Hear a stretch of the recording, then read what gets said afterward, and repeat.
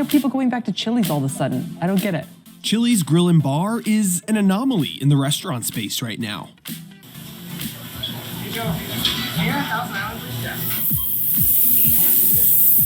At locations that have been open for more than a year, Chili's fourth quarter sales increased nearly 15% compared to the same time period in 2023. In a segment that is seeing declining traffic and flat sales is a tremendous accomplishment. And I think it speaks to how much what they did really resonates with today's consumer. Chili's parent company Brinker International reported its total revenues surpassing $4.4 billion in fiscal 2024. That's an all-time high for the company. Well, the brand has experienced some internet virality over the past few... I almost feel like this is an ad. Like this is an ad for Chili's. months. Its current success didn't happen overnight. We've actually been at this turnaround for now it's a little over 2 years. And we just started with the fundamentals of casual dining. So that sounds easy. It sounds kind of a little bit of motherhood and apple pie. The reality is it's really, really difficult to execute. So how did Chili's do it? And can they keep it up? If I were to predict, the cost of fast food is so expensive that people are probably saying, if I'm going to pay this much for fast food, I might as well put in an extra, $3 to go eat at Chili's. And I think Chili's, I think I saw a deal for like $11. You get like a burger, drink, and fries, right? Let's see.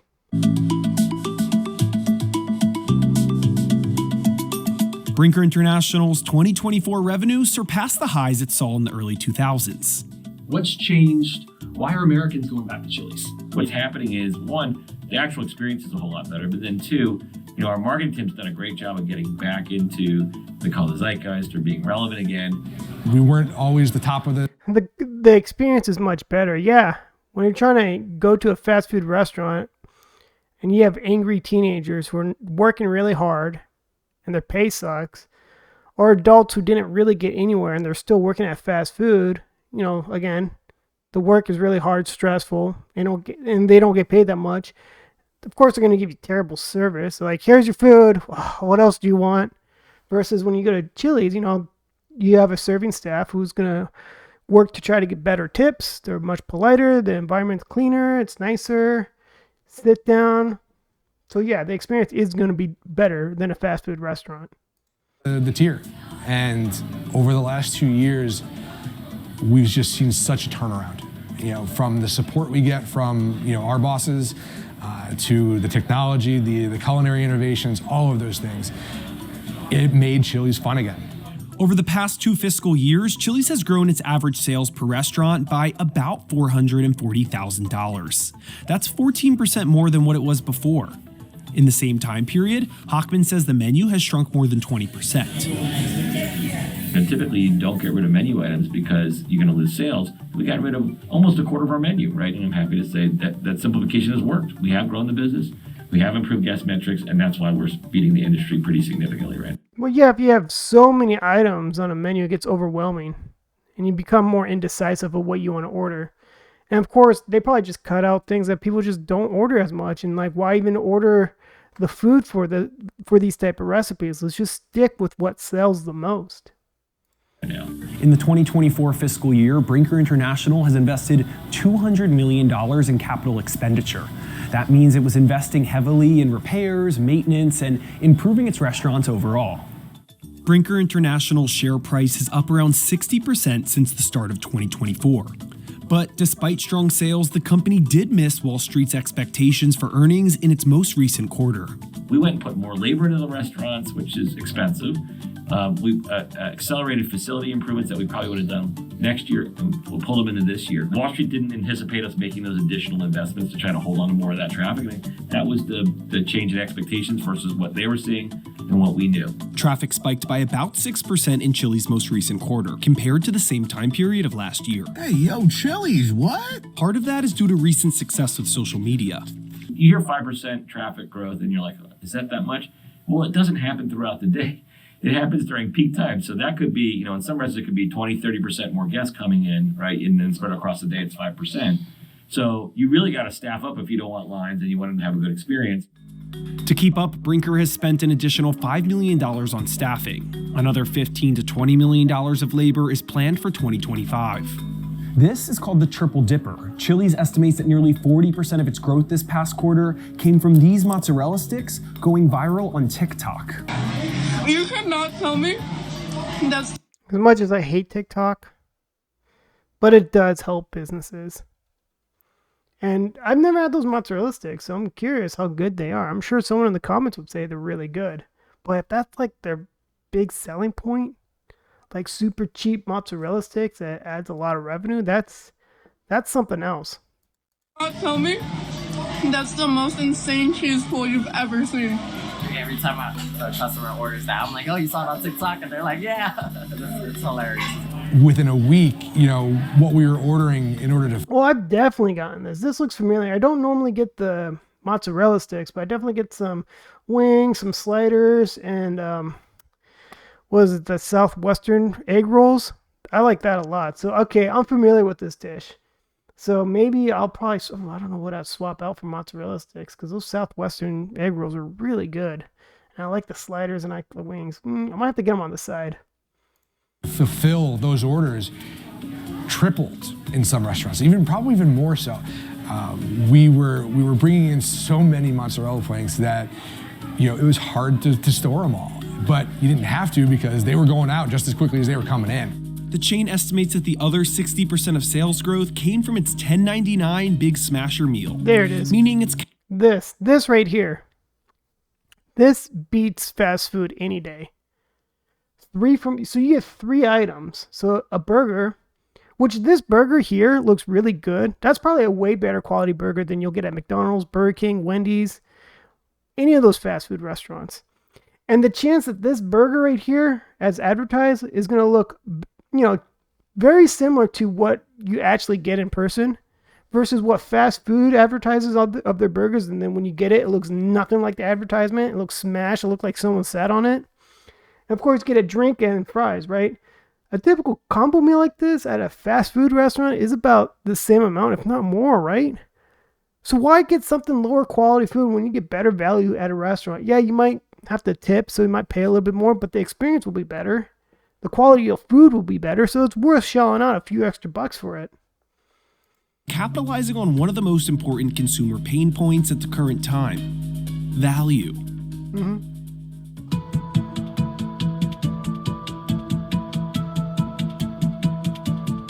The inflation rate of limited service dining, think food you order at the counter, has outpaced that of sit-down restaurants for all of 2023 and even the first quarter of 2024.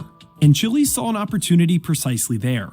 How is this Chili's 3 for me only $10.99 when fast food is so expensive? It could be because we don't have to pay for any mascots. Certainly they've had decent success over the last couple of years.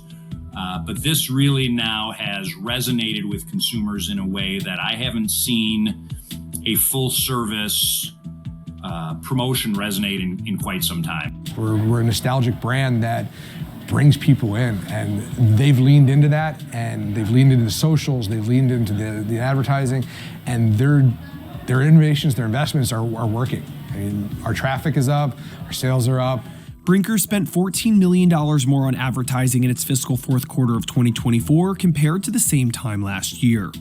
Applebee's has pushed a similar strategy, but with less success. Its same-store sales have been in the negative every quarter over the past year, while Chili's have been in the positive.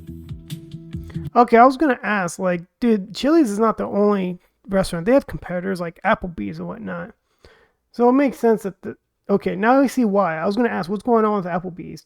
I guess they just don't have the right marketing. They don't have the right menu prices, the right items that people like, better social media. I don't know what's going on there. But, I mean, Applebee's is just as good as Chili's, right, if I recall? I mean, I've been to Chili's a ton of times. I always get, the same stuff over and over again, right? That triple platter. If I'm there with my fiance, we're getting fajitas.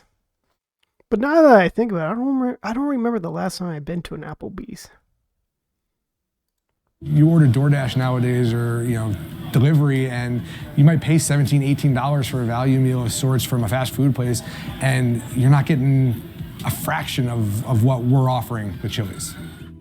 Okay, I'm sorry to pause again, but ordering DoorDash or Uber Eats for fast food is a terrible idea. I've done it and it's wrong. It's terrible. Your fries are going to come in cold.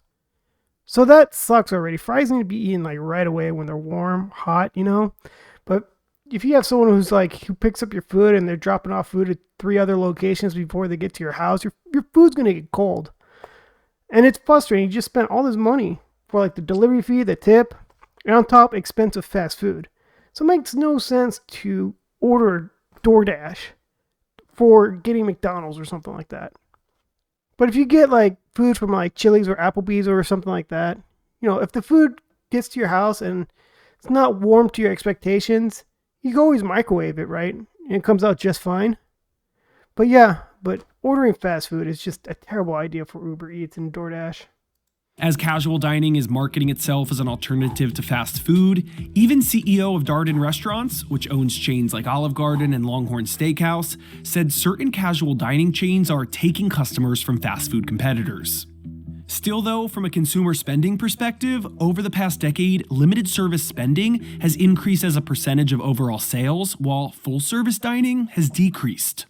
Interesting. Limited service, which includes fast food and fast casual, i.e. upscale fast food, a little bit higher experience, but we bucket it all together in limited service, has outperformed. Traffic has been good. It's slowed as everything else has. Fast food chains are more exposed to the lower income consumer, who have pulled back with certain discretionary spending. Casual dining has more of a percentage of consumers that are over 100,000 in income. And that relative exposure has been good for them if they have the right value. However, when comparing a chain like Chili's to McDonald's, the scale of the companies must be put into context.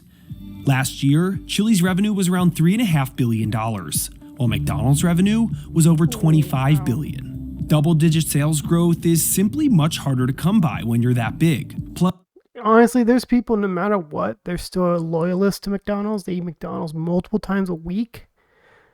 It's super rare for me to get McDonald's. Nevertheless, this past Saturday, I was going to visit my niece and nephew, and I was in a hurry. My fiance and I just decided to get McDonald's breakfast. I do like their breakfast. I don't like their normal food menu items, but the breakfast, I was like, oh, okay, it's been a while. But what was strange is that I got one McGriddle, an order of hotcakes, and 2 hash browns. In my head, I'm thinking, this can't be more than $10, but it came out to $16. I was like, whoa, that's not even a lot of food. This is supposed to be fast food. McDonald's, of all places, it's supposed to be cheap food. It wasn't. $16. I mean, before Saturday, I don't remember the last time I ordered McDonald's. It's been a while. Because I rarely get it. I don't care for fast food that much. It has to be like a certain tight situation where I go, I'm hungry and what's available? Okay, fine, McDonald's. I'm not saying I dislike fast food, but it's just not a top option for me. I'll go get something else before I get fast food. Reason why is because I know fast food is not quality good food. But it's just like, I'm hungry, I just want anything, right? Give me something cheap, I'll get it. Well, it turned out it's not cheap, right? So it's like, whoa, why am I here again? Why am I ordering from you guys? I know I'm not going there for health. I'm going there because it's cheap food. I have a hunger and I want to get rid of my hunger, and you sound appealing because it's cheap. But that word cheap, it's no longer available. It's expensive. Fast food's got more expensive. So yeah, it makes sense that like casual dining, more people are going to go there. It's like, what was the point? That $16, I could have got that, what was it, $10.99? 3 for me at Chili's? That probably includes the tip. Although I just said this isn't for me. But there's, again, going back, there's people who are super loyalist to McDonald's. Go there multiple times, across the street from them, whatever. Get themselves a Coke, because McDonald's Coke has a different taste than other Cokes. And people get like their French fries. Like McDonald's has a smell, You ever notice that like if someone walks by with a bag of McDonald's, you recognize that smell. Any other fast food, you don't recognize the smell.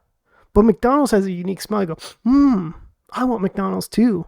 I think that's just like one indirect way that they just try to get more customers, right? Someone walking by with a bag of McDonald's, because no one goes, someone has Burger King, or someone has Wendy's. But McDonald's smell. That's for sure. Plus, the reality is that consumers who frequent fast food chains versus casual dining chains are often coming from different income levels. because the interest rates are higher, the wealth effects are less, the long-term real wage declines, all hurt the under 50,000 cohort.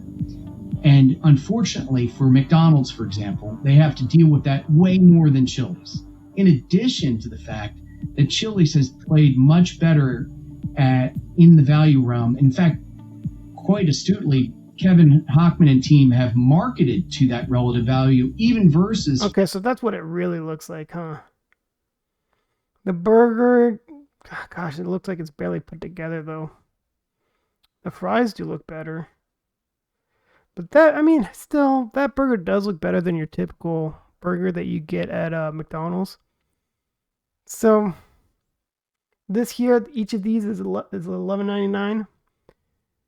I think that's still, with the drink, there's no drink here, but I still think this is way better than, you know, if you were to order similar at McDonald's or Wendy's or Burger King. Fast food. The real test for Chili's will be sustaining this recent growth for the long haul. Customers need to not only be coming back, but they need to be spending more too. Full service is not only the traffic conundrum, getting people in the seats, but also then generating margin. And a lot of the higher margin items that are generated by casual dining, alcohol, desserts, appetizers, have been the areas that consumers have cut back on. That's important because restaurants often rely on deals to bring people in the door and get them spending on other things. Value offerings themselves typically aren't generating high margins. You see, they're cooking these burgers. I see a lot of burgers at fast food not cooked like this. They're kind of kept in a heater for a very long time. These burgers are made and you get it made, you know, just cooked. Places like McDonald's, whatnot, they cook the burgers, yes, but then they keep the patties in like a warmer for a very long time. At what point does that eat into profit, though? Are you concerned about that as a maybe long-term? Well, certainly you have to be concerned with that because ultimately we have shareholders and we have a great rate of return. You know, one of the things I'm proud that the team has been able to do is we have what's called a barbell strategy. So as long as we have items that we can offer for guests that want something a little bit more versus some guests that just want a hot price point, and we keep that mix in balance, right? We're going to continue to grow profitability. That was the end of that.